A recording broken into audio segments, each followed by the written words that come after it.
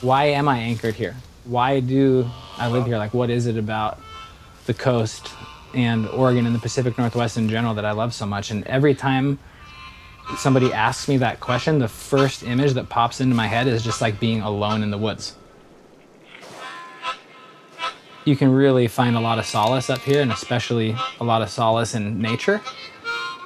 It just feels so good to be by yourself in an old growth forest or on a beach in the summertime that has like 300 people, but in the middle of winter there's just you and it's pouring down rain.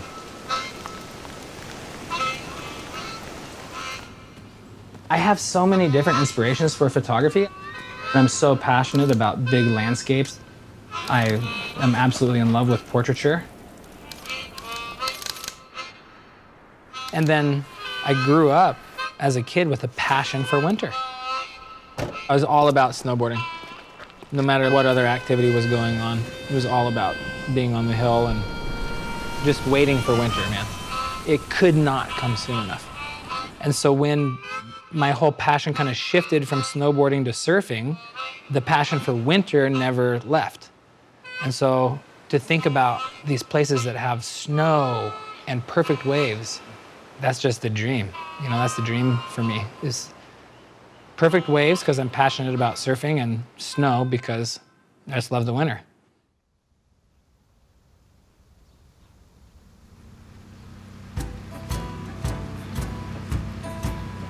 Growing up in Bend, Oregon inspired my work in the early years. And then as my career progressed, I got to go on these trips and travel the world and see all these different cultures and experience all these different things. But those experiences keep reminding me of how blessed and special it was to grow up in such a unique location.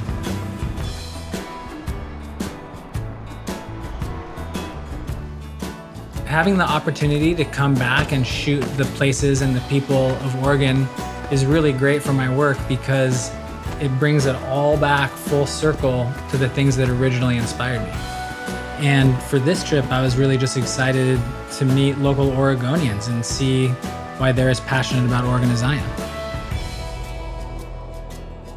On a clear day in the winter in Portland, Mount Hood almost sits on top of the city as a reminder that we have this insane connection to nature and we can get to it at the drop of a hat. Should just be like a ring of stars around the top of that right now. So the first stop on this trip is going to be Mount Hood Meadows, and I'm going to be meeting up with ski patroller Christy Beavert and her avalanche dog Lily. Hey, Christy. Yeah. Mark. Mark, nice to meet you. Nice to meet you too. Thanks for having me today. Yeah, for sure. This Lily? This is Lily. Right on. I love it here. It's in my blood. I think a lot of people, myself included, try to leave and check out the rest of the world, and I think a lot of us come right back home. I've tried to sum it up to people before, and it's hard. People drive slow here. You know, it's just a little bit more of a laid back and slower culture than what you find in the rest of the world. Between Timberline and Ski Bowl and everything else around here, like what keeps you at Meadows? Like what is it about Meadows specifically that you really enjoy?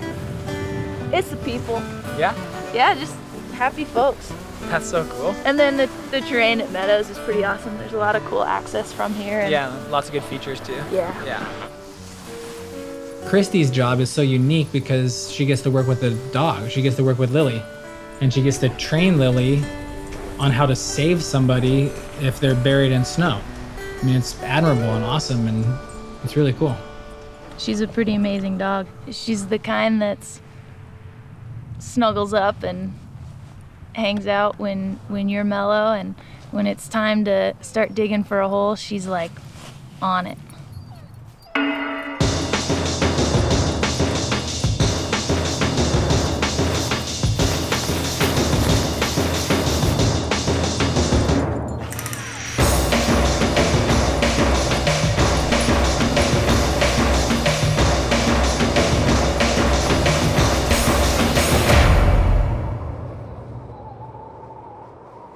Timberline is right next door to Mount Hood Meadows. As a kid, I would see so much footage from Timberline, but I never really got a chance to ride it. So I'm super pumped to check it out, and it looks like we're gonna have a lot of fun up here today. Hi. How's it going? Good. Mark.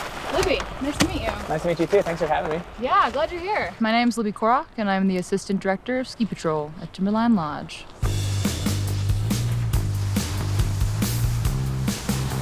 I would say I choose to stay in Oregon to ski just because we have a very different mountain system. Not many places can you say that you're skiing on a volcano. We get to ski nearly 9 months out of the year. So we transition into summer skiing and race camps and freestyle camps. This winter we've had 125% snowpack. So while that's awesome for our rivers, it's great for skiing. I think we're currently at like 181-inch base, which is absolutely perfect. So we've been pretty spoiled. Man, riding up at Timberline lived up to the hype, especially that flow park. It like really kind of blurred the lines between snowboarding and surfing. It was, I don't know, it was almost like surfing a perfect wave over and over all day. So fun. Just being here today and taking the runs we took and just ripping through the park and stuff, I was like, man, I should have done this way sooner. Yeah, at least it's not going anywhere. Exactly. So my next stop is my hometown of Bend, Oregon, and we're heading there a day early to meet up with Alex Lopez, who's a professional snowboarder there in town, and is actually the son of Jerry Lopez, who's one of the most legendary surfers of all time. And Alex is starting to shape surfboards now in his dad's shaping bay, and it's kind of ironic because I was able to shoot Jerry there a couple years ago, and now Alex is literally shuffling around in his dad's footsteps. You know, snowboarding, it came from surfing, so it's just cool to see how that's playing out in the Lopez's life, and I'm just super stoked to check it out. Hey guys. Hey, dude, how's it going? Mark. Right on, Alex. Nice to meet you, Mark. I think anywhere you grow up, you just want to get out of. Like, I want to go to a big city, Bend is small and I don't want to live here anymore. Whatever thoughts you have, but I think it took traveling and going to other places and realizing like, oh, the grass isn't greener everywhere else. There's tons of activities. Whatever you would want to do, you can pretty much do.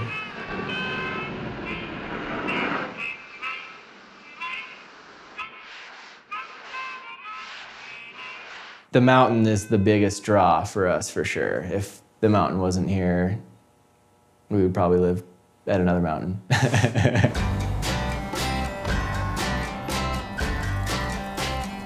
It's funny, it took leaving Bend and leaving Mount Bachelor and falling in love with surfing to make me realize how surfy this mountain is. Oregon has strong winds, and the winds whip the snow up into these snow shapes that look just like waves, and all over the mountain I've named them after waves that I've surfed and enjoyed, throughout my surfing career. I think that's the reason that I love Mount Bachelor so much, is because it's a surfing mountain. In the surfing world, Jerry's known as Mr. Pipeline. He's named after the wave that all other waves are measured by. So he kind of had everything at his fingertips in Hawaii, but then he moves to Oregon and raised his family here. So that's kind of a testament to how special this place really is. Well, people have always asked me, don't you miss Hawaii? And I don't. It was Mount Bachelor that brought us here. We've been here ever since. That was 25 years ago.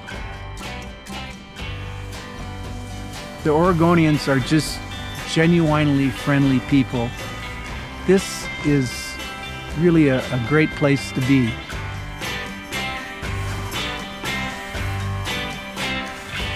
No matter what happens here in Oregon, we're kind of here to stay.